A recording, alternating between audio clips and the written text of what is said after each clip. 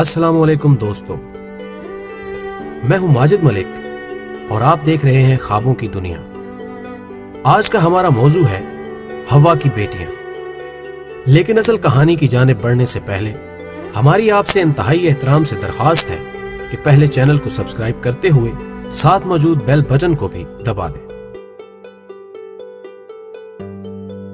आज आलमे अरवा में बेचैनी का समा था। हर तरफ बिनते हवा के गिरोह चहमगोइयों में मसरूफ थे। आखिरकार सबसे नई आने वाली एक रूह जो जिंदगी में औरतों के हकूक की अलंबरदार और मशहूर वकील थी, बोली, ये इतनी बेचैनी क्यों है?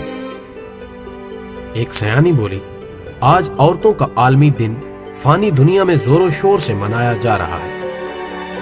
आज मुल्क अजीज में भी औरतों के हकूक, आजादी और तरक्की पर तकारीर होंगे, सेमिनार होंगे, मीडिया इन तकारीब को कवर करेगा और उसके बाद सब लोग भूल भाल कर अपनी अपनी जिंदगी में मसरूफ हो जाएंगे। आसिया बीबी सबसे पुरानी रूह ने इस नई आने वाली रूह का हाथ पकड़ा और कहा, आज आपको मैं मुख्तसर अल्फाज में अपनी साथियों की कहानी सुनाती हूं। ये शकीला है। इसको यहां आए 5 साल होने को आए हैं। इसकी मौत कारी का नतीजा है। जायदाद का बंटवारा ना हो इसलिए इसके सौतेले भाई ने बदचलनी का इल्जाम लगाकर इसको कारी कर दिया। ये नसरीन है। इसका हक शुफा कर दिया गया था और जब इसने आवाज उठाने की गलती की तो फिर इसकी आरामगाह कब्रिस्तान बन गया। ये आयशा है। इसकी मौत चूल्हा फटने से हुई है। चूल्हे क्यों और कैसे फटते हैं आप तो वाकिफ ही हैं। ये आयजा है। इसने अपनी पसंद की शादी करने की गलती की और जिस दिन इसके भाई को उसका पता मिला उसी दिन दोपहर को ये यहां पहुंच गई। ये रानिया है।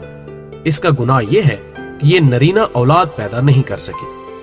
और ये जो नन्ही बच्चियां कोने में बैठी हैं, इनमें से ज़ैनब से तो आप वाकिफ ही होंगे।